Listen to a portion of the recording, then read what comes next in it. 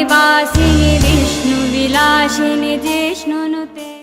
So this book is called Economic Facts and Fallacies. Okay, what are really the facts and what are the fallacies brought up by commies, socialists, or the development of the development guys. So we will debunk all that today. So it starts with a quote from John Adams. Facts are stubborn things, and whatever may be our wishes, our inclinations, or the dictates of our passions, they cannot alter the state of facts and evidence. So, preface. Some things are believed because they are demonstrably true. They are so obviously true in front of your eyes. But many other things are believed because they are consistent with a widely held vision of the world. Okay, some things are just considered to be true. Like, yeah, BJP is fascist. Yes, BJP is casteist. Hinduism is casteist. That's kind of a sort of a consensus that people just randomly arrive at, or maybe some academics arrived at some point, and then they propagate it in such a way that you grow up learning that, yeah, that's obviously the case. You think it's a fact. And this vision is accepted as a substitute for facts. Subjecting beliefs to the test of hard facts is especially important when it comes to economic beliefs, because economic realities are inescapable limitations on millions of people's lives, so that policies based on fallacies can be devastating in their impacts.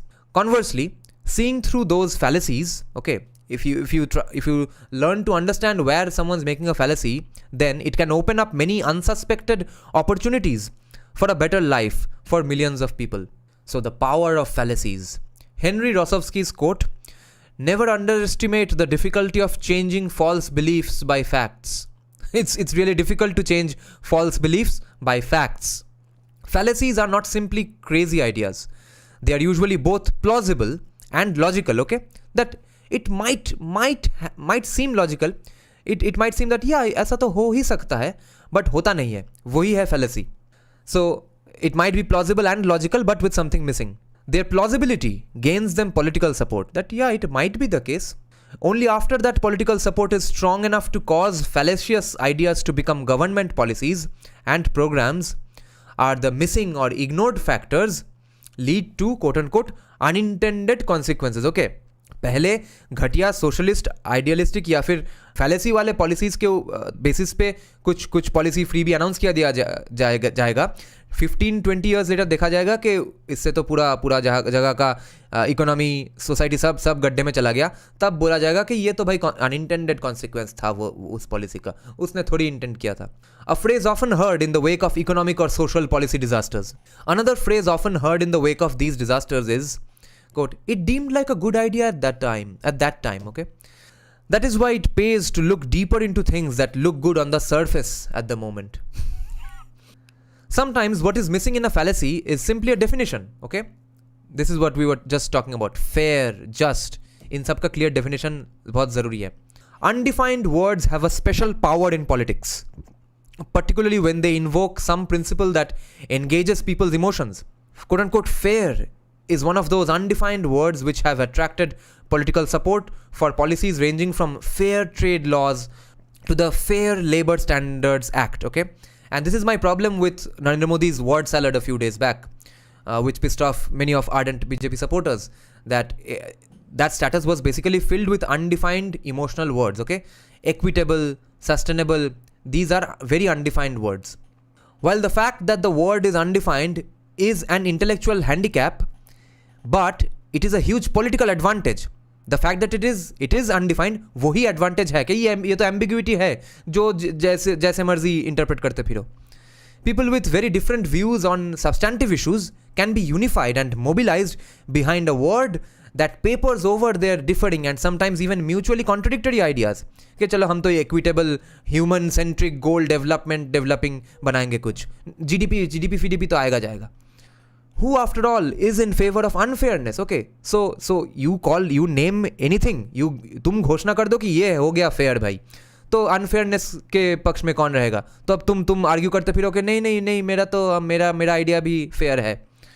Who after all is in favor of unfairness? Similarly with social justice, equality, and other undefined terms that can mean wholly different things to different individuals and groups. Yogakshem, welfare, all of whom can be mobilized in support of policies that use such appealing words.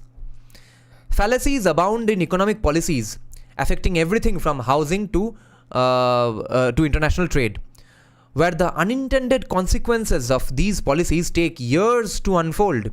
The effects may not be traced back to their causes by many people. Okay?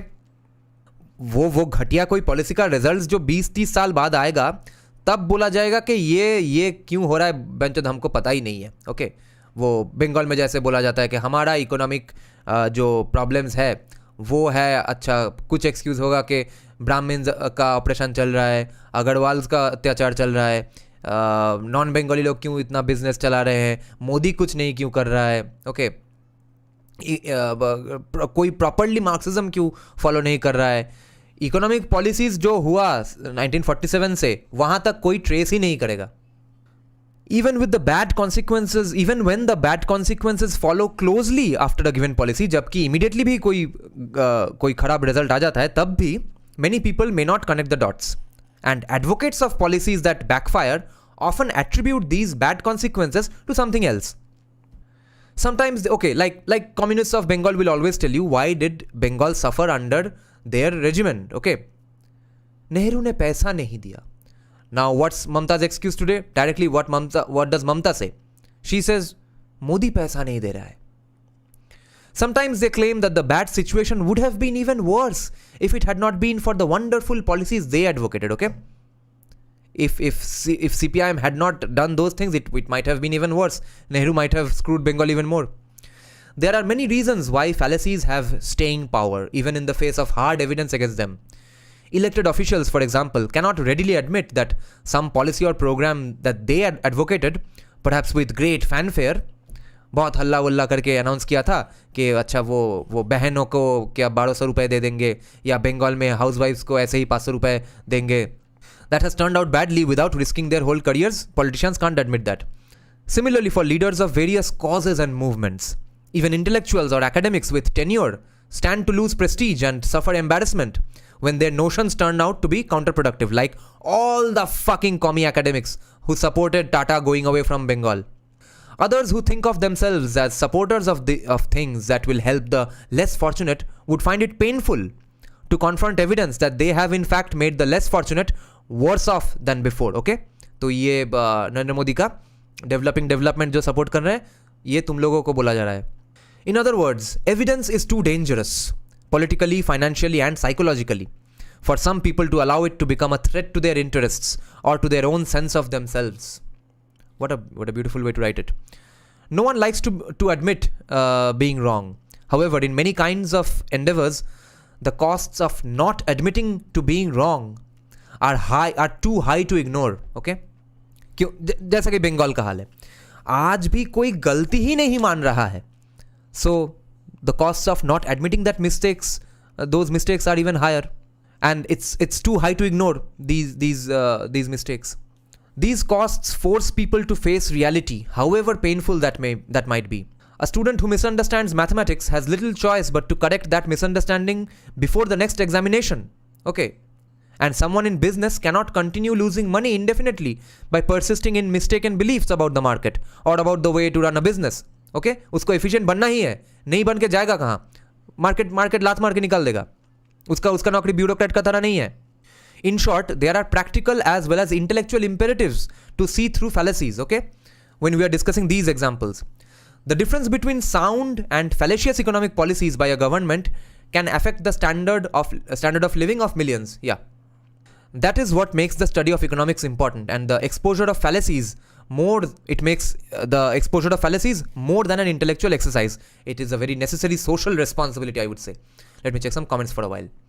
There are far too many fallacies to list them all. However, we can sketch 4 widespread kinds of economic fallacies here and investigate more specific fallacies in detail in the chapters that follow.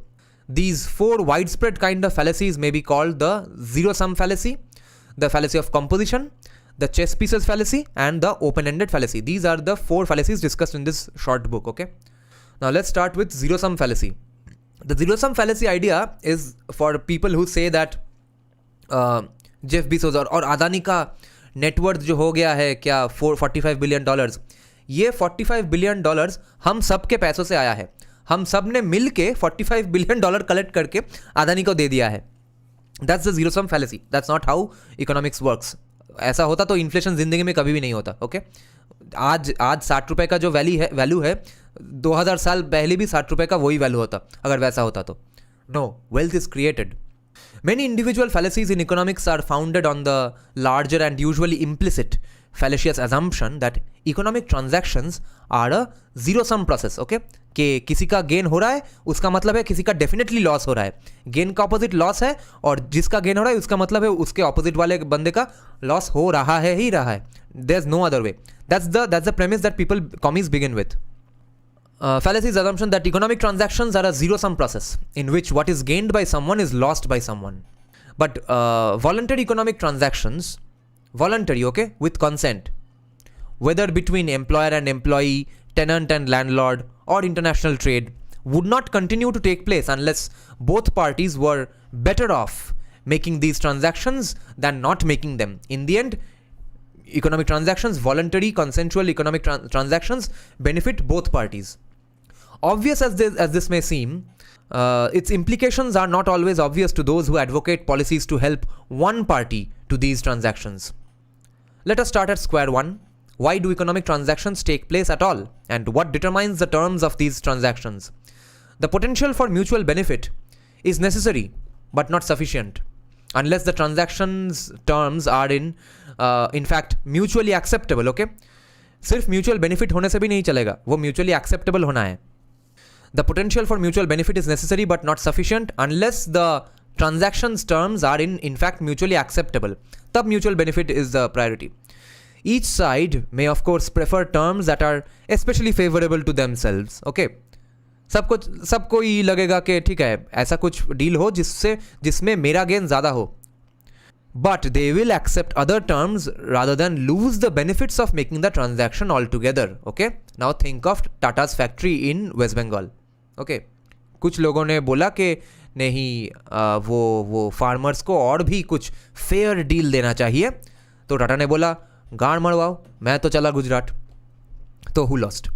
There may be many terms acceptable to one side or the other, but the only way transactions can take place is if these sets of terms acceptable to each side overlap. Which is to say, suppose that a government policy is imposed in the interest of helping one side, say employees or tenants. Okay? Such a policy means that there are now 3 different parties involved in these transactions. Okay? And only those particular terms which are simultaneously at the same time acceptable to all 3 parties, only that becomes legally acceptable. Okay? Before government stepping इन क्या हो रहा था, tenant और landlord के बीच में deal हो रहा था. ठीक है, इतना पैसा मैं दे रहा हूँ, मुझे यहाँ रहने दो. ठीक है, अगर वो और भी ज़्यादा चार्ज करता है, ऐसा कितना चार्ज कर लेगा कि तुम खाना पीना छोड़ के वहाँ पे रहोगे. No, you will get some benefit by staying there, otherwise you will just go back somewhere else or just maybe die. Okay, that's the worst case scenario, in which case even the landlord doesn't make any money. So, now the government comes in and says that no, I will make a deal for the tenant. Now, what kind of a deal do we need? A deal that benefits the landlord, it benefits the tenant, and somehow makes the government happy as well. Okay, time to be suspicious. All 3 parties के लिए simultaneously acceptable होना है. In other words, these new terms preclude some terms that would otherwise be mutually acceptable to the parties themselves. Okay?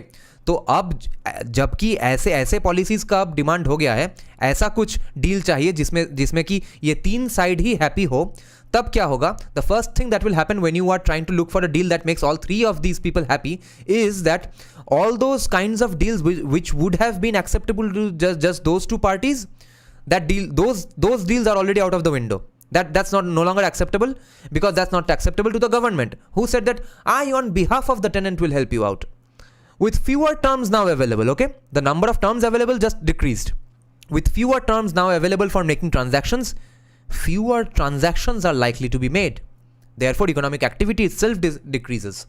Since these transactions are mutually beneficial, this usually means that both parties are now worse off in some respect because the transactions or the number of transactions did not take place as high as it would have been otherwise if the government hadn't stepped in. This general principle has many concrete examples in the real world. One example I can give off the top of my head is that recently, just I think 1 or 2 years back in Ireland, rent control इतना high हो गया कि इससे ज़्यादा कोई rent charge नहीं कर पाएगा.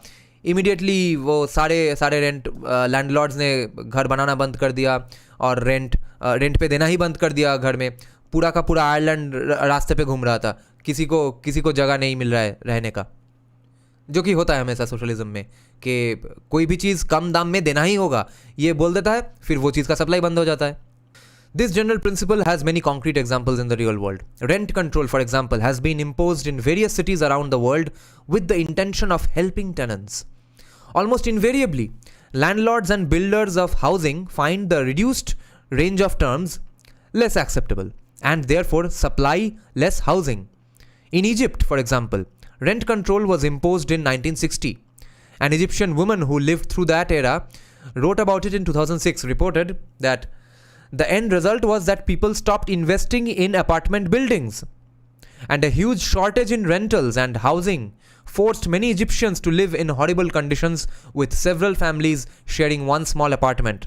The effects of the harsh rent control is still felt today in Egypt. Mistakes like that can last for generations. Egypt is not unique.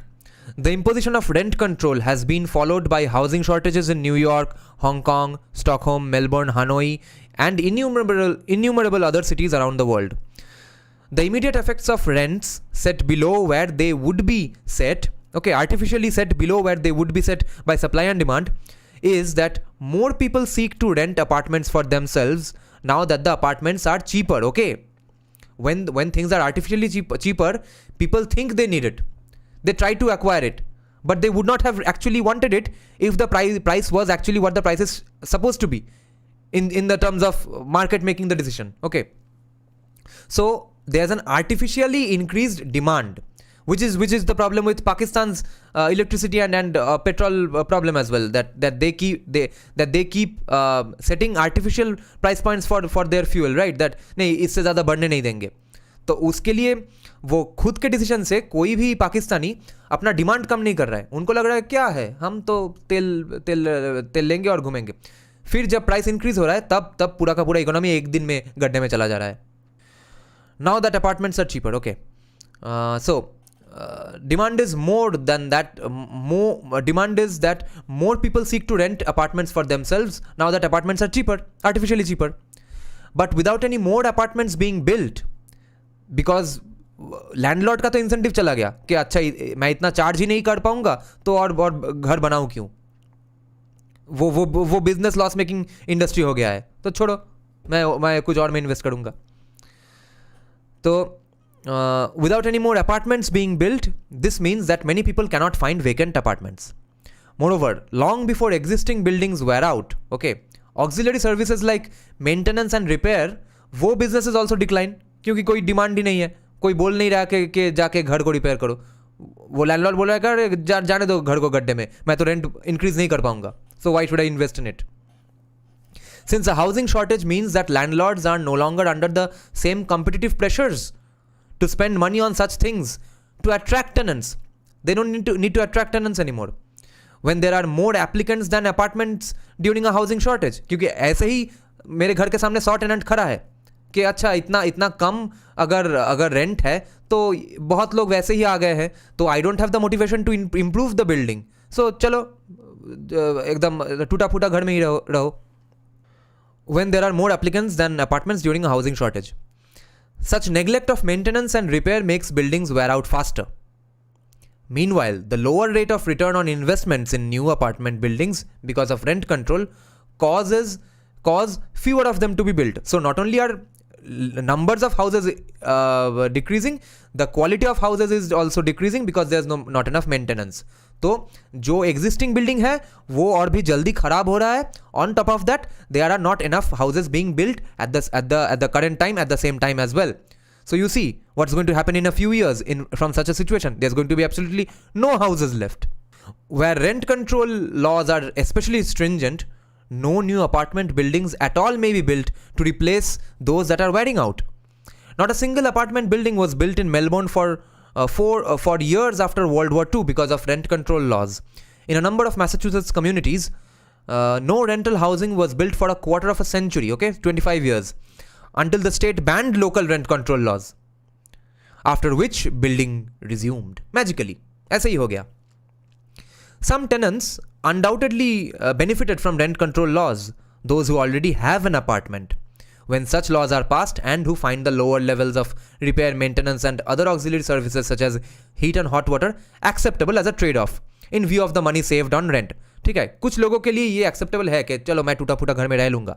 As time goes on, however, with some deteriorating buildings eventually being boarded up, the circle of tenants who find the trade-off acceptable, उन tenants का number only tends to decline. And places with especially stringent rent control laws tend to have especially bitter complaints about landlords' neglect in failing to supply adequate heat, hot water, maintenance and repair. In short, reducing the set of mutually acceptable terms, okay? Reducing the number of mutually acceptable terms with both tenants and landlords ending up worse off on the whole, though in different ways, because the government stepped in and said, I will do it for you, bro, because GDP is not everything. Okay, now another area where governments impose their own set of acceptable transaction, okay? Government को जो लगा acceptable वही acceptable है. Acceptable transaction terms are laws regulating the pay, benefits and working conditions of employees. Improvements in all these areas make the worker better off and cost the employer money. Here again, this tends to lead to fewer transactions. Unemployment rates tend to be chronically higher, and the periods of unemployment chronically longer in countries like France or Germany, where minimum wage laws and government policies requiring employers to provide benefits to their employees are more generous than in the United States. And the rate at which these countries create new jobs tends to be far lower than the rate at which new jobs are created in the American economy. Here again, the overlap between three sets of acceptable terms between the employer, employee and the government tends to be less than the overlap between the two sets of terms acceptable to the parties directly involved, the employer and the employee. And that's why after creating unemployment with these sorts of policies, the communists used to give out unemployment benefits, unemployment bhata, unemployment universal basic income, okay? तुम unemployment हुए मेरे गलती की वजह से, अब और पैसा लो, unemployed रहो, और उसके वजह से और भी unemployment बनाते हैं हम. As in the case of tenants under rent control, those on the inside looking out benefit. Listen to this sentence. This is a beautiful sentence. Just like in the case of tenants under rent control law, those on the inside looking out benefit at the expense of those on the outside looking in. Those workers who keep their jobs are made better off by the various benefits that employers are required to provide by law, but the higher unemployment rates and longer periods of unemployment deprive others of jobs that they could have in the absence of laws, which have the net effect of discouraging hiring and encouraging the substitution of capital for labor, as well as the outsourcing of jobs to other countries. Okay, let me tell you of a recent conversation I had with a friend who has recently quit her job in a very high-end company for insane working hours. Okay, now she's saying that I know socialism doesn't work, capitalism is better, of course, but this is just exploitation, too much exploitation. Capitalism now, India's the situation India is today, it's absolutely evil. Now, what is she getting wrong here? She had the freedom to quit her job in the first place. Why could she quit? Because of course she's not going to die hungry on the streets. Okay, she has some financial backup. On the other hand, her employers have hired someone else.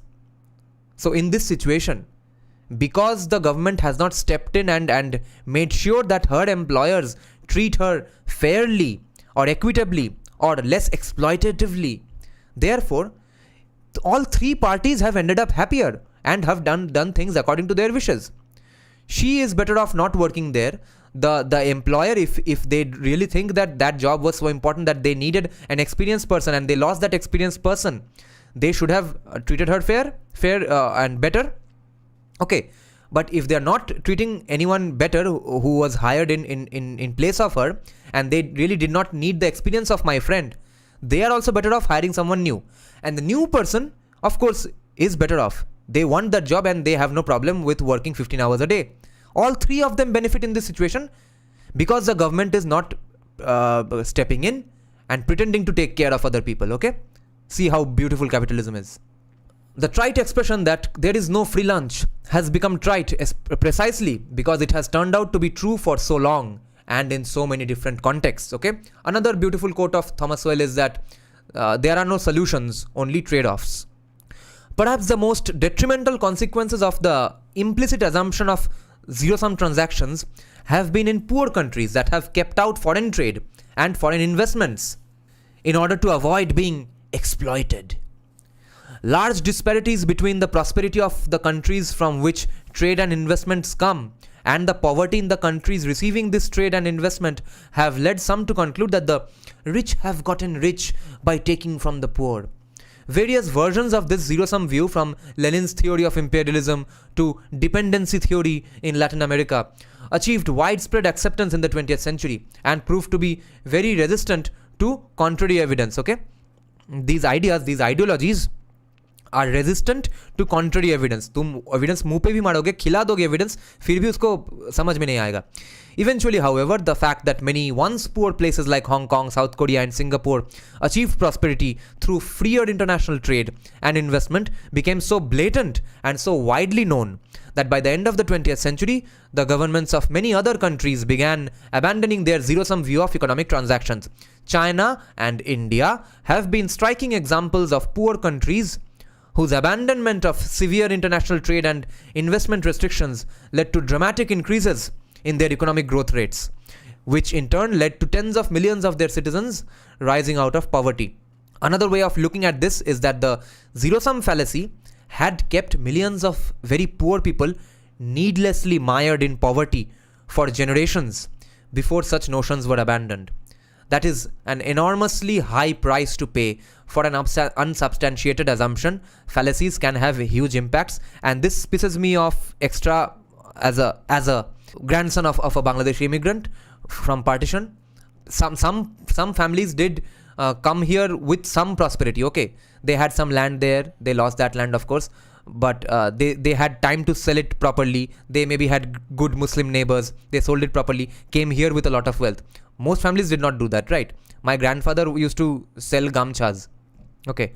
So imagine their life when they came to India and fucking Nehru does socialism, okay? तो एक तो है जहाँ पे बड़े हुए वो देश रैंडमली एक दिन सुबह उठ के आपको बोला जा रहा है कि निकलो भाई ये देश छोड़ के चले जाओ कहीं और जाओ घूमो. So he takes his daughter, his wife, brothers, everyone, and randomly comes to a different new land where the Bengali Hindus of this side are also not cooperating, okay? And then the commies and socialists and Nehrus are saying that you will be exploited by rich people. That's why we will kick out all rich people from the country. Not really from the country, नहीं तो नेहरू का खुद का पेट कैसे चलेगा? But at least from your state, industry is bad, bro. And therefore we will not let investments come from outside as well. And so, on top of the humiliation and poverty created by partition, these people had to face extra needless poverty because of fucking assholes like Prashant Chandra Mahalanobis, who was a philosopher, mathematician and economist, who was Nehru's chief economic advisor. Needless sufferings, okay? So many Bangladeshi immigrant lives have been destroyed, have been dehumanized. So many people have grown up with so many dreams and could have pursued many things that they could not pursue only because there was no capitalism. And imagine the progress today, okay? A gamcha seller immigrant who came with nothing to this country, his grandson today has a microphone, is doing a podcast on YouTube. He's a music producer. He takes time off to read books. That's the prosperity I have gotten because of capitalism. Not because of human-centric growth, development, sustainability bullshit, okay? I have gotten this privilege just because of capitalism and GDP. Fallacy of composition, okay? So we debunked the zero-sum fallacy, now fallacy of composition. What logicians call the quote-unquote fallacy of composition is the belief that what is true of a part is true of the whole. Okay, your hand is a part of your body. You may have to wear a watch on your hand. That does not mean that you wear a watch on every part of your body or on your entire body. A baseball fan at a ballpark can see the game better by standing up. But if all the fans stand up, they will not all see better. Many economic policies involve the fallacy of composition, as politicians come to the aid of some group, industry or some state, okay, like our farm laws के चलो ये तुम थोड़ा subsidy रखो, or other special interest, representing the benefits to them as if they were net benefits to society, rather than essentially robbing Peter to pay Paul. किसी से उठा के किसी और को दे रहा है सिर्फ, और बता ऐसे रहा है कि देखो हमारा कितना सबका डेवलपमेंट हो गया. Many local governments, for example, follow policies designed to attract either new businesses or higher income people, both of which are expected to provide more local tax revenues. Whole neighborhoods have been demolished and redeveloped, with upscale housing and shopping malls as a means of revitalizing the community. Often the central government subsidizes this operation with no consideration that the businesses and higher income people are attracted, people who are attracted there will simply be transferred from some other place, while the usually lower income people displaced are also transferred to some other place. Yet governments from local to the national level have set up innumerable programs to engage in what is usually at best a zero-sum operation and is often a negative-sum operation, as millions of lives are disrupted across the country and billions of tax dollars are spent demolishing neighborhoods for no net benefit to the country as a whole. Okay? Since policies imposed by government are not voluntary transactions, okay, important line to note, since policies imposed by government are not voluntary transactions, like those of the marketplace, therefore zero-sum and negative operations can continue indefinitely. Government को मर्जी हुआ है क्या है चलते रहेगा. This reminds me of when BSNL was getting privatized. A friend of mine blocked me on Facebook, who used to be a great Facebook friend. We shared common interests in music. He got pissed off saying that his father works in BSNL, and he and actually many people have said this to me. Do you know how hard people have to work for government jobs? Do you know how hard you have to prepare for exams of getting into SBI or IAS, WBCS, etc., or to get into BSNL? So I just asked, do you use BSNL, bro, in your phone? He blocked me. Nevertheless, at any given location, there can be impressive drawings beforehand and impressive photographs afterwards to depict the scene before and after redevelopment and celebrate the visible improvement. For many years, photographers liked to take pictures of slums in Washington with the Capitol dome in the background. Eventually, massive slum clearance projects put an end to such embarrassing photos. But the people displaced went to live in other neighborhoods, turning many of these other neighborhoods into slums, even if these new slums were now located at a politically convenient distance from the Capitol building. Which is why when Sanjeev Sanyal is not really that opposed to slums, I tend to agree with him. And that is why I never have a problem with slums being visible in the city, nor do I have a problem with Modi hiding the slums when G20 meetings are happening. It's an ugly thing, so kya kare? We can't go around saying that yes, we are proud of our slums, so kya hai? That's an entirely pointless battle to fight. But especially commies should not have this idea that see, Modi hid slums, so therefore his government is not really doing great work. Kyunki slums hai kyun? Slums will always be there. Government spending is often said to be beneficial to the economy, as the money disbursed is spent and respent, creating jobs, raising incomes, and generating tax revenues in the process. But usually, if that same government money had remained in the hands of the taxpayers from whom it came, they too would have spent it, and it would still have been respent, creating jobs, raising incomes, and generating tax revenues in the process. तो difference क्या हुआ?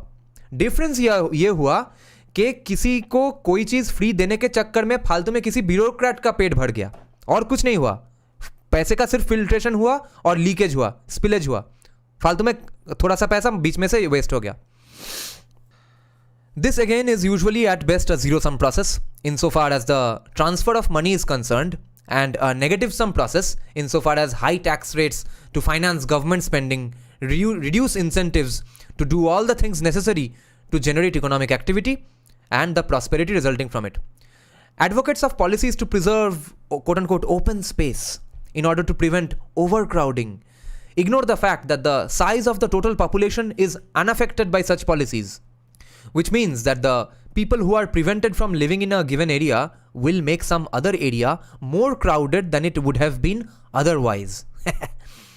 Back in the 18th century, Adam Smith wrote of the doctrinaire theorist who is quote-unquote wise in his own conceit, and who quote-unquote, it's an example that hypothetically Adam Smith made up, and who quote-unquote seems to imagine that he can arrange the different members of a great society with as much ease as the hand arranges the different pieces upon a chessboard.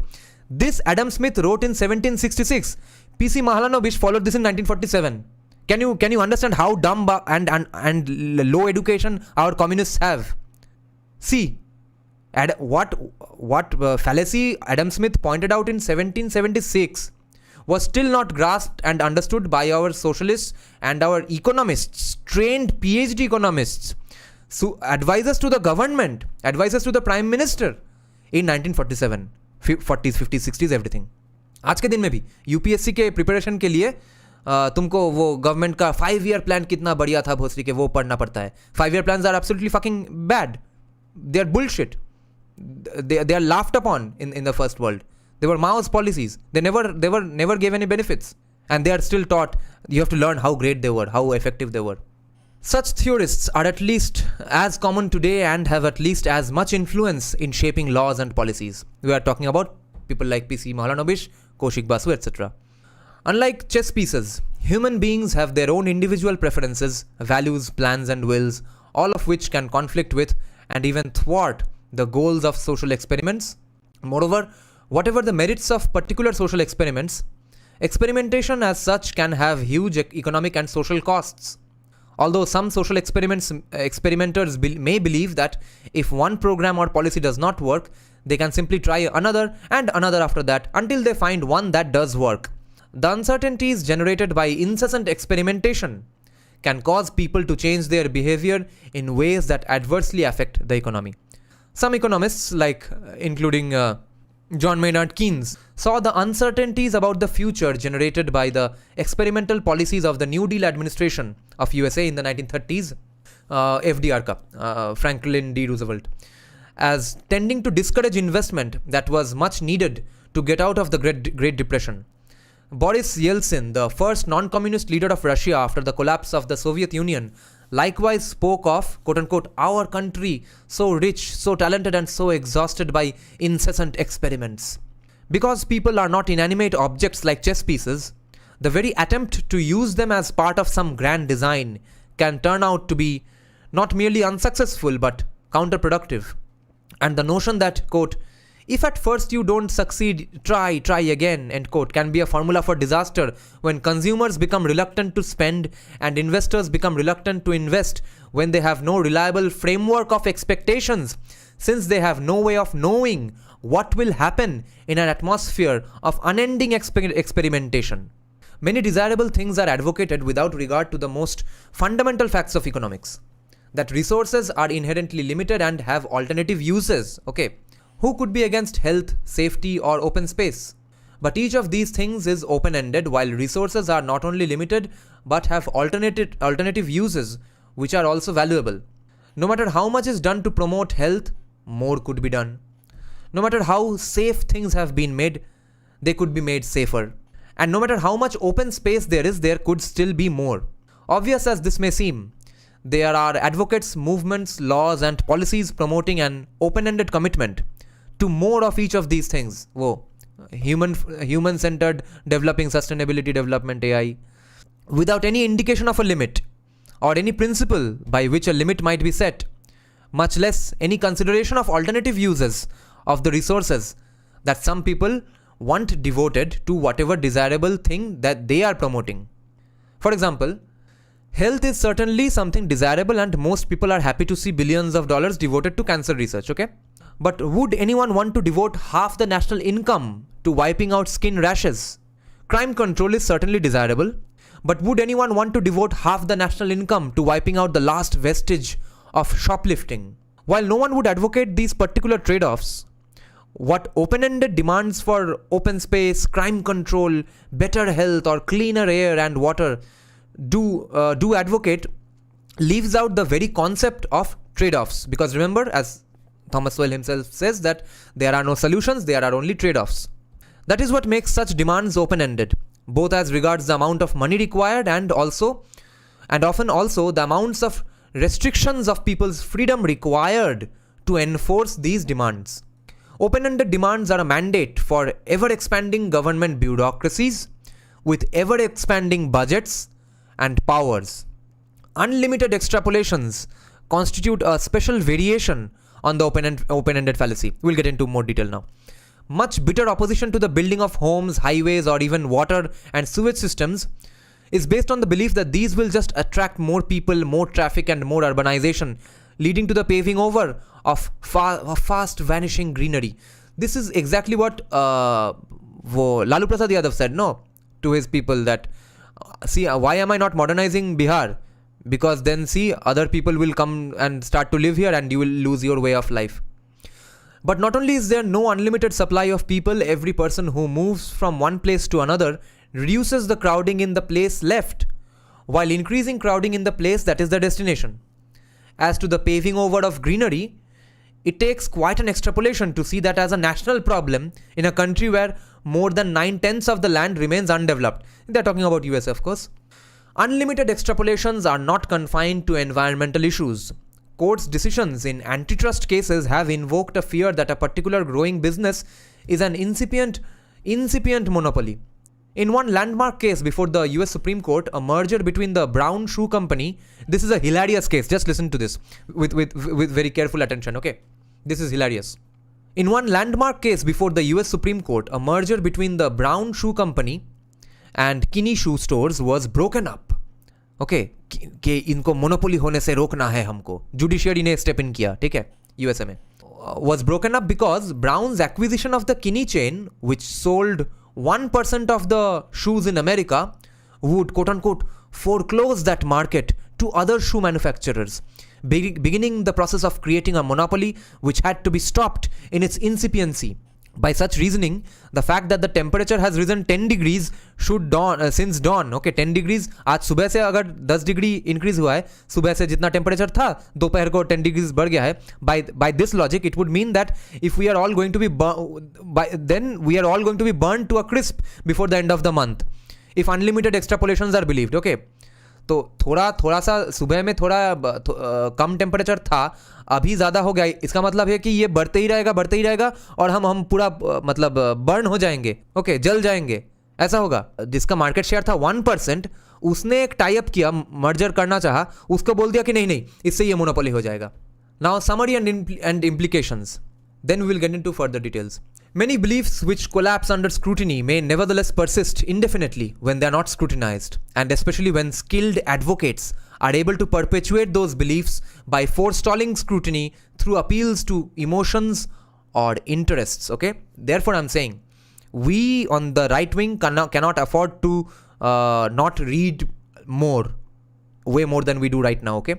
Because we have to debate people who are skilled advocates of bullshit policies and who appeal to people's interests and emotions. They have defeated us on CA, they have defeated us on farm laws. They are defeating us on many other things as well. Some popular fallacies of today are centuries old and were refuted centuries ago, even if they are packaged in up-to-date rhetoric to suit current times, okay? This brief sampling of general fallacies is just an introduction to many more specific fallacies that are examined in more detail and tested against hard evidence in the chapters that follow. Urban facts and fallacies. One of the first questions to ask about cities is, why do they exist in the first place? Looking back at history, what caused cities to be built at all? नगर क्यों शुरू हुआ जबकि ग्राम और जंगल वंगल हर जगह में वैसे ही था? And why in the particular kinds of places where they were built? Looking at the present, what are the economic implications of urban life and what causes cities to flourish or to flounder or to deteriorate and die? Okay, so we will come up with examples that we can apply to Kolkata as well. What kinds of policies have what kinds of effects on such urban concerns as housing, transportation, crime, and economic activity in general? Why isn't Kolkata a metropolitan today anymore?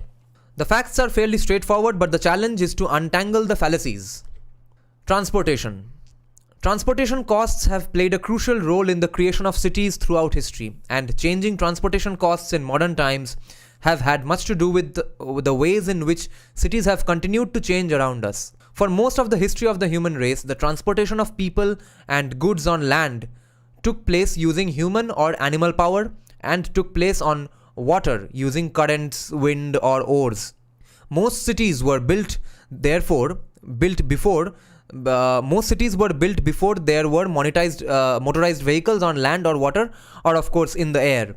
The most fundamental fact is that land transport has always been far more costly than water transport, and especially so during the thousands of years before the invention of cars, trucks, and trains. Even today, it is often cheaper to ship goods thousands of miles by water than to ship them hundreds of miles by land. A city must continuously transport in vast amounts of food alone to feed its concentrated population, and it must also transport out goods it produces to markets elsewhere in the country or around the world. Given these imperatives, it is hardly surprising that most cities throughout history have been built on navigable waterways, whether rivers, lakes, or the sea. These include river ports like Cairo on the Nile, Paris on the Seine, and New York on the Hudson, seaports on harbors like Singapore, Stockholm, and Sydney. You can give examples of Kolkata, Patliputra, Patna, and ports on huge lakes or inland seas like Odessa and Chicago. The relatively few exceptions have been cities with other transportation advantages, such as Samarkand at the crossroads of routes through oases in the deserts, or Atlanta as a rail junction, or Los Angeles, which became a major city only after the invention of automobiles and the building of a network of freeways meaning flyover. Now, population concentration and dispersion. Internal as well as external transportation costs have shaped the history of cities. When most people traveled within a city on foot, ancient cities had to be much more compact and crowded than modern cities, which have buses, subways, and automobiles. Ancient Rome had a population similar in size to that of Dallas today, but living in an area only 2% of the size of Dallas. In a sense, crowding is what cities are all about. That is, the concentration of many and varied activities, economic, social, and cultural, within reach of large numbers of people is what attracts people, economic activities, and various institutions to cities. How reachable these attractions are depends on transportation costs in both money and time. Before the building of subways in New York, it was not feasible for most people to live in the Bronx and work in downtown Manhattan. Indeed, what is today downtown Manhattan was the northern limit of urban settlement before horse-drawn rail carriages dramatically increased the area of the urban community as it moved up from the original settlement at the southern tip of the island. Quote, where woods, orchards, and cultivated fields had once stood, buildings suddenly appeared. Between 1832 and 1860, the northern boundary of the zone of concentrated settlement moved from Houston Street to 42nd Street. This was astonishing. In that brief 30-year period, the urban frontier advanced twice as far as it had in the previous 200 years. Sanjeev Sanyal gives an example of this in one of his books. I don't remember which, but there's a milestone in Gurgaon saying that Gurgaon 2 or 3 kilometers from here. But that milestone today is in front of the city center of Gurgaon. So that's how Gurgaon has expanded.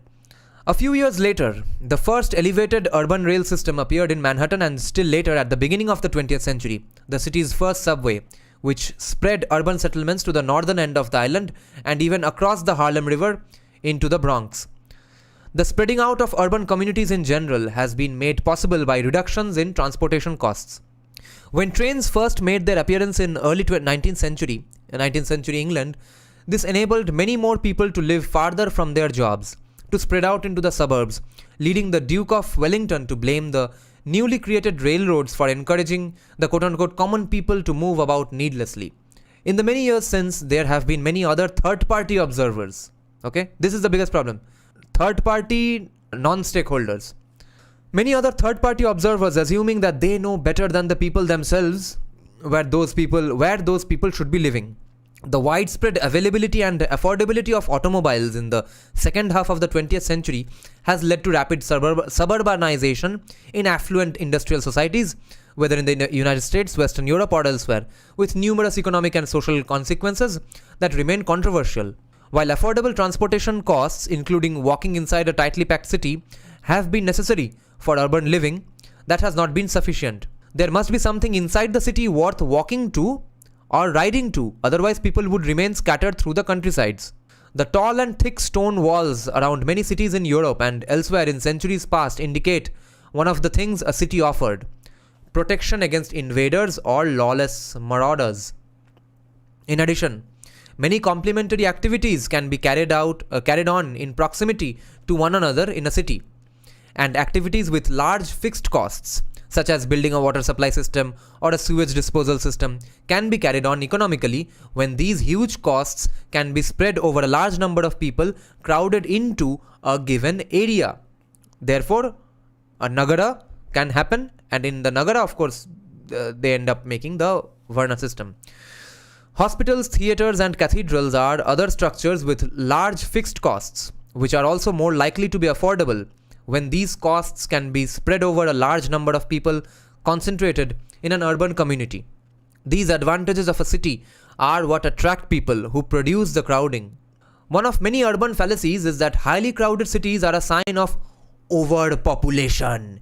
जो चुतियापा बोल के communist ने अपने ही पसंदी का देश China का गाड़ मार दिया पूरा. ओवर पॉपुलेशन, चाइना का ओवर पॉपुलेशन आज भी जो बोलते हैं Chinese cities are so over populated. अरे वो ओवर पॉपुलेटेड है कि क्योंकि पूरा का पूरा देश का लोग वहाँ पे आके बैठ गया है, पूरे देश में और कुछ नहीं किया है. One of many urban fallacies is that highly crowded cities are a sign of overpopulation, when in fact it is common in some countries for more than half the nation's population to live in a handful of cities, sometimes in just one, while there are vast areas of open and largely vacant countrysides. Even in a modern urban and industrial society like the United States, less than 5% of the land area is developed, and forests alone cover 6 times as much land as all the cities and towns in the country put together. Photographs of crowded slums in third world countries may insinuate the conclusion that overpopulation is the cause of poverty, when in fact, poverty is the reason for the crowding among people unable to afford the transportation costs of commuting or much urban living space, but who are yet unwilling to forego the benefits of urban living. Okay? ये line एक बार फिर से पढ़ते हैं वो चूतियों को सुनाने के लिए ओवर पॉपुलेशन वालों को. ठीक है? Photographs of crowded slums in third world countries may insinuate the conclusion that overpopulation is the cause of poverty, but when in fact poverty is the reason why these people are overcrowding to those places because of that economic benefit they are getting. Poverty is the reason for the crowding among people unable to afford the transportation costs of commuting or much urban living space, but who are yet unwilling to forego the benefits of urban living. Many cities were more crowded in the past, when national and world populations were much smaller. The spread of faster and cheaper transportation affordable to vastly large numbers of people has spread out the urban population into the surrounding countrysides as suburbs have developed. Due to faster transportation, these suburbanites now have proximity in time to the institutions and activities of a city from ever greater physical distances. Someone in Dallas living miles away from a stadium can get there in a car faster than someone in ancient Rome living much closer to the Colosseum could reach that stadium on foot. Okay. Elites with their own horses and carriages have for centuries had greater proximity in time to urban attractions than the poorer masses have had, whether in Europe, Asia, or the Western Hemisphere. Transportation costs have long tended to make suburbs the homes of more affluent people who could afford such costs. As incomes have risen and transportation costs declined in modern times, ordinary people could now afford to move out to the suburbs in greater numbers while maintaining proximity to their jobs and urban amenities. तो overpopulation का चुतियापा नहीं है. जब economic prosperity आ रहा है जिसके वजह से इकोनॉमिक इन्वेंशंस, टेक्नोलॉजिकल इन्वेंशंस हो रहा है, that is leading people to then go out and live in the suburbs because they can access their job area even from the suburbs. So that is reducing the pressure on the city to a little extent. This greater accessibility to urban institutions has been a result of the 20th century revolutions in transportation brought about by the introduction and spread of subways, commuter trains, buses, and automobiles. Ordinary people can in fact live much farther from an urban center today than the elite could live in the past. Before the transportation revolutions of the 20th century, even New York City was quite different from what it has become since then. The home in which Theodore Roosevelt spent his late adolescence and early adulthood was a suburban mansion built in 1873 on the quote-unquote outer fringes of New York City, and that was West 57th Street. Because now it's in the middle of New York City. As late as 1881, quote, the streets were little more than numbers and most of the land was vacant in the West 60s and 70s. People in Harlem were living out in the country and few, if any, were black. All that changed after New York City subway system was built at the end of the 19th century, reducing transportation costs in both time and money. While this allowed people to live farther from where they worked, the need for large numbers of people to arrive at work at about the same time from widely varying distances and directions created the modern problem of rush hour traffic congestion. In fact, such congestion on highways and city streets during rush hours became a common problem in cities around the world. And since the roads have been built by governments, all of them have been short-sighted enough to build roads which are basically inaccessible during office hours. Be it New York, at least उसके लिए तो एक fair argument होगा कि that was at least done 100 years back, 150 years back. But Bengaluru, which was the roads were made about 50 years back, and Kolkata, where Salt Lake Sector 5, the IT hub, was made just 20 years back. All these places have roads where maybe only one car can pass, okay?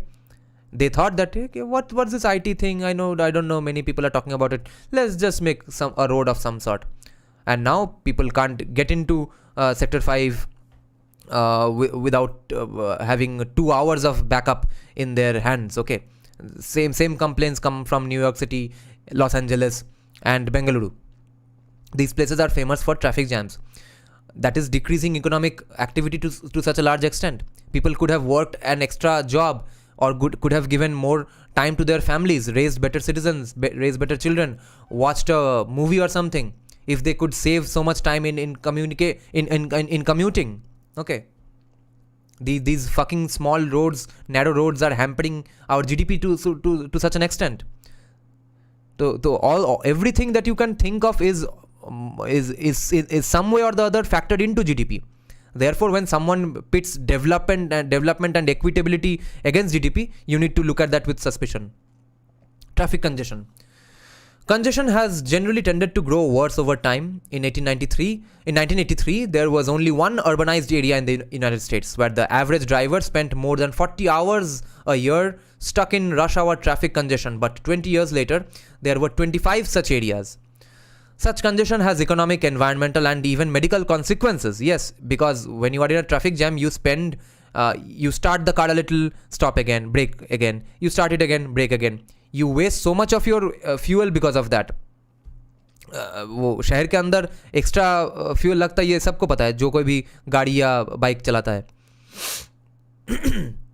A study of traffic congestion in France, for example, found that the number of jobs reachable in a given amount of time, such as half an hour, affected not only workers' access to better paying jobs, but also affected business access to more customers, as well as access to more qualified employees, so that speedier traffic led to higher productivity. How much people are getting stuck in traffic, that's also affecting economic prosperity, okay, and productivity. Similar results were found in studies of other urban areas around the world. Traffic congestion also increases air pollution, and by delaying ambulances going to and from the scenes of medical emergencies, affects death rates. For cardiac arrest, for example, medical people arriving on the scene a few minutes earlier or later can be the difference between life and death. Communities around the world have tried to cope with traffic congestion in a variety of ways with varying degrees of effectiveness. Julius Caesar banned carts during the day in ancient Rome, and some like we ban trucks during the day. That's what Julius Caesar also did. See, same principles for 2000 years. Julius Caesar banned carts during the day in ancient Rome, and some modern cities have tried to reduce rush hour congestion by either restricting or banning cars at certain times and places, or by charging fees for the use of streets in parts of London or toll roads in France and Australia, for example. Washington DC deals with rush hour congestion by making some streets one way in one direction. Yeah, that's also done in Kolkata during the morning commute and one way in the opposite direction during the evening commute. A system that can create some dicey situations at the time when the direction of traffic reverses. At the point when it reverses, that's when some insane things happen. The fact that most city streets and most highways are free to the motorists, Los Angeles freeways, flyovers being classic examples, means that they tend to be used more extensively than they would if motorists had to pay the costs that their travel imposed on others.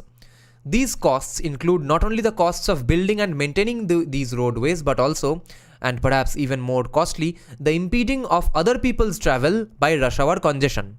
So why don't you stay at home? You don't travel unless it's absolutely necessary. And how am I going to create that disincentive? By charging you कि अच्छा ये सिर्फ ज़रूरतमंद लोगों के लिए है, अगर ज़रूरत नहीं है, नेसेसिटी नहीं है, ये पैसा मत दो, घर पे रहो, मगर रास्ता खाली छोड़ो. These costs include not only ये तो हो गया. The annual costs in both wasted fuel and wasted time have been estimated at more than $1,000 per rush hour traveler in Washington, Dallas, Atlanta, and San Francisco, and at more than $1,500 in Los Angeles, whose flyovers are not in fact free to either the city or to individual motorists when congestion costs are taken into account. Congestion costs, okay? Like most things are available without an explicit charge, roads and highways tend to be used far beyond how much they would be used if the hidden costs had to be paid in cash whenever these things are used. Increasing numbers of cities around the world have begun to recognize that and to charge motorists accordingly. Singapore in the 1970s pioneered in charging motorists varying amounts according to the area and the time of the day in which they drove. At first, these were manually collected tolls that to some extent impeded traffic, but eventually this system was replaced by automatic methods of collecting tolls, either electronically or by billing motorists who were photographed in restricted areas or at restricted times. See how much advanced Singapore is from India and West Bengal. Even though Lee Kuan Yew said that he wants to make Singapore like Kolkata one day, that was his dream, okay? In 1961. Even during the 1975-1998 era of manual toll collection, charging motorists according to the congestion involved sped up the movement of cars in Singapore. Prior to these tolls, the city's traffic moved at an average speed of 15 to 20 kilometers per hour during the working day. After the imposition of tolls, traffic moved at an average speed of from 26 to 32 kilometers per hour during the working day. This happened despite the fact that the city was growing during these years and the number of cars in Singapore tripled. As in other times and places, incentives changed behavior. Some people changed the time of the day when they drove in order to avoid higher tolls, and some whose journey began and ended outside the most congested areas with the highest tolls now drove around such areas instead of through them as they had before there were tolls collected. So उससे क्या हुआ? रास्ता और खाली हो गया. तो congestion का जो cost है वो cut down हो गया. Others changed from driving to taking public transportation. इसका भी incentive हो गया अपने से. Buses carried 46% of the commuters in Singapore before the toll system and 69% afterward. Stockholm in 2006 introduced an experimental program which charged only half as much for driving between 6:30 am and 7 am as was charged for driving an hour later when the rush hour was in full swing. Given these costs and especially the differences in costs at different times of day, not only did the total traffic passing through the controlled area decline by 22%, the ratio between the volume of rush hour traffic and non-rush hour traffic changed from about 3 to 1 about 2 to 1. Okay, 3 to 1 से 2 to 1 हो गया, as people either came to work earlier or stayed later to avoid the higher toll charges at the rush hour peaks.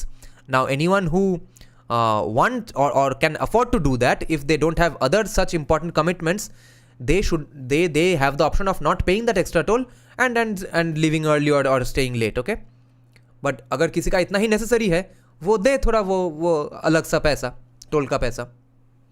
But put differently, the Stockholm experiment, like that in Singapore and elsewhere, showed that free roadways contribute to congestion, and most free things are used more extensively than when the cost of people's behavior are conveyed to them directly through prices. While the prices charged or not charged for the use of streets and highways can affect the demands made on these traffic arteries, the supply is also important. One of the persistent fallacies about urban transportation is that it is futile to build more roads because that will only encourage more drivers to add to the traffic, restoring the previous congestion. When the Miami Herald said that, quote, the region can't pave its way out of traffic gridlock, end quote, it was expressing a very widespread view, but one which will not stand up under scrutiny as a view. When Houston, for example, added 100 miles a year to its road network from 1986 to 1992, average delay per traveler at the rush hour peaks declined 21%, but when Houston drastically cut back on road building between 1993 and 2000, while its population was still growing, travel delays nearly doubled. In other words, building more roadways to keep pace with the growth of traffic only works when you do it. So do most things. Following the kinds of reasoning used by those who say it is futile to build more roads to cope with traffic congestion, it would be possible to say that it is quote-unquote futile to deal with hunger by eating because people just get hungry again later on.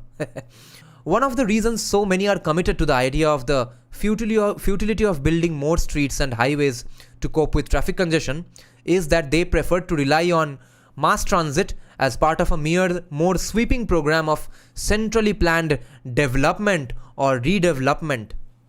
City planners, consultants, and quote-unquote experts all have a vested interest in the idea that people cannot be left to live their lives as they see fit, but must have their transportation and their housing patterns, among other things, controlled by city planners, consultants, and experts.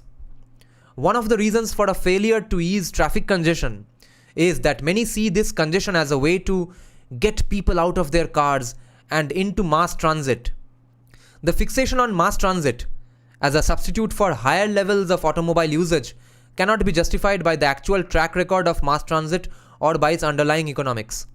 While mass transit played a major role in the development of New York City, that is today the exception, even though that is today the exception rather than the rule. Nearly 40% of all Americans' mass transit commuters are in fact in New York. Even so, only about 1/4 of New Yorkers get to work on mass transit. 1/4, okay? Insane.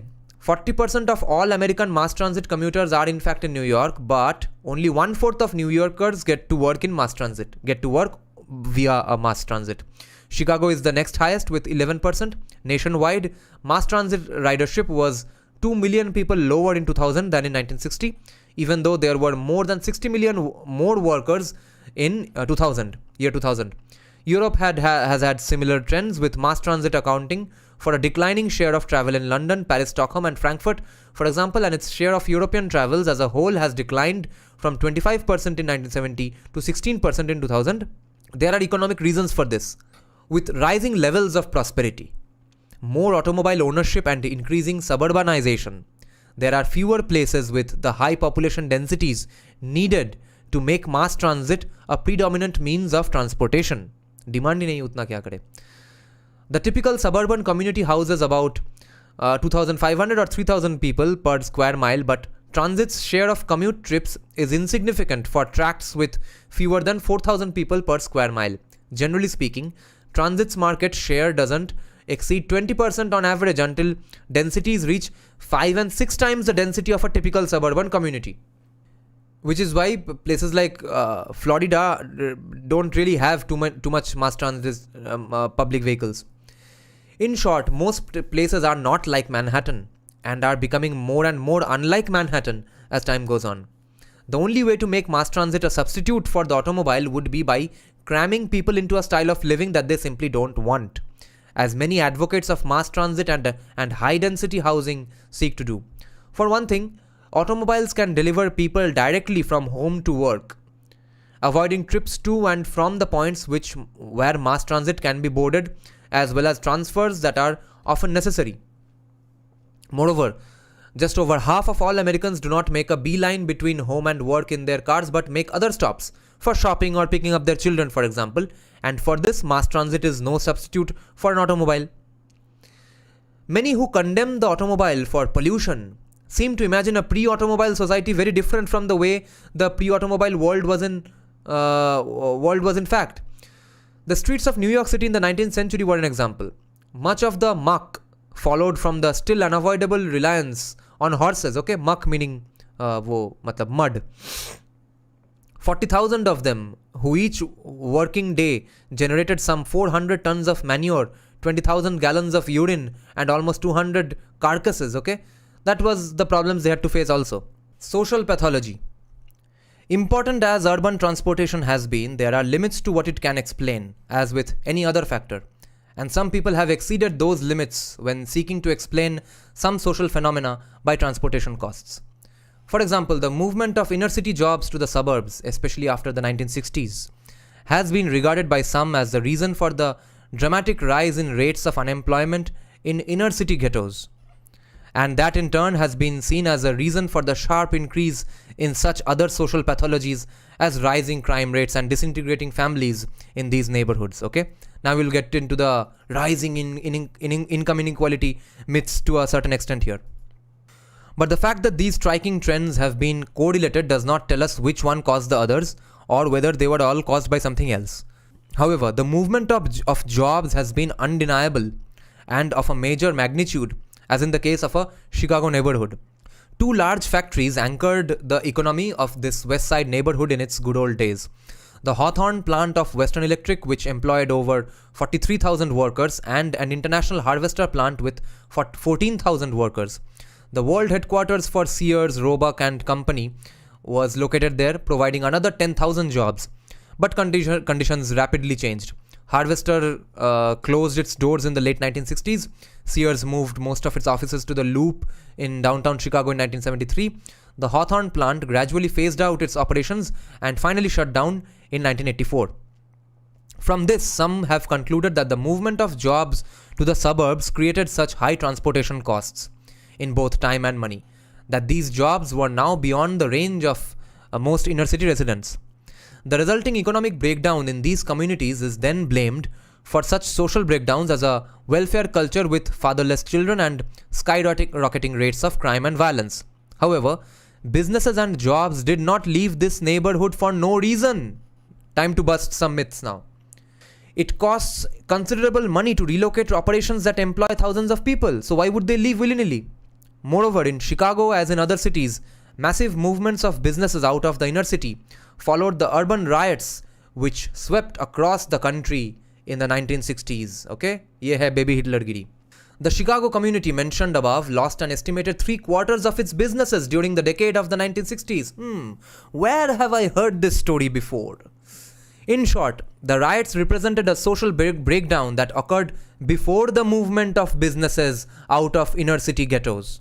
Moreover, in Indianapolis, where the employers did not move as far as away in some other cities, there was the same inner city social pathology of a rapidly increasing welfare culture. Okay, not Yogakshem, welfare, freebie culture, with accompanying increases in crime and violence, as that found in Chicago and other cities, where these phenomena were attributed to transportation costs. Okay, कॉमी academics said transportation cost बढ़ गया है, इसलिए Chicago के black community में इतना violence बढ़ गया है.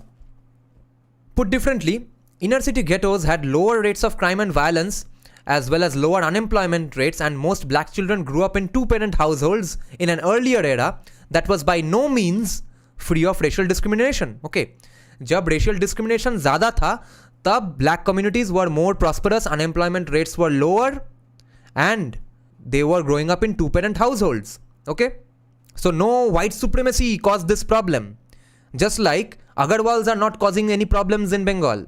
The reasons for the changes for the worse in inner city neighborhoods from the 1960s on must be sought elsewhere. Okay, from the 1960s on must be sought elsewhere. The reasons for this must be looked for elsewhere, because the movement of businesses out of these neighborhoods came after these social breakdowns. So when you are going to do those repercussions to non-Bengali businessmen or business employees, you are going to have these social breakdowns. Getting the sequence wrong is one of many urban fallacies, okay? So anyone who is defending the repercussions now are going to create these social breakdowns. 15-20 years later, they are going to say that, see, capitalism doesn't work. See, Agarwal's destroyed our community, destroyed our businesses, destroyed our state GDP. Or see, this was an unintended consequence from what we did in 2023. Meanwhile, it has become a common sight in many American cities to see immigrants from Latin America gathered at particular places where employers drive by and hire them, taking them to whatever factory, construction site, private home, or other places or other place of employment has a demand for them. In other words, these workers provide no transportation of their own but still get employed. Usually these are unskilled laborers with low incomes, and the jobs may be temporary for varying amounts of time, but somehow employer and employee manage to get together. Nor is this a unique situation. In earlier times, when black workers were poorer than today and most lived in rural areas where public transportation was seldom available, black labor force participation rates were at least as high as the labor force participation rates of whites from the late 19th century on into the early decades of the 20th century, okay? The change to today's situation in which blacks have lower labor force participation rates than whites cannot be explained by changing costs of transportation to work in either time or money, for employers can and do arrange for vans to pick up workers, not only in the case of casual labor hired off the street for a day or for the duration of a given project, but also workers hired as ongoing employees for businesses located some distance away from the source of the labor they are seeking. What is crucial is that employers have a demand for such labor at a price at which such labor is available.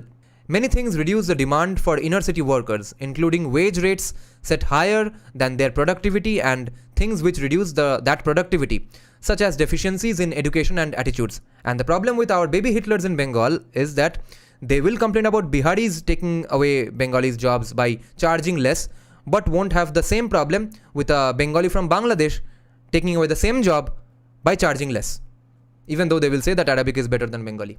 Next subchapter is called housing, which we will probably start next day. Jaya Jaya He Mahishasura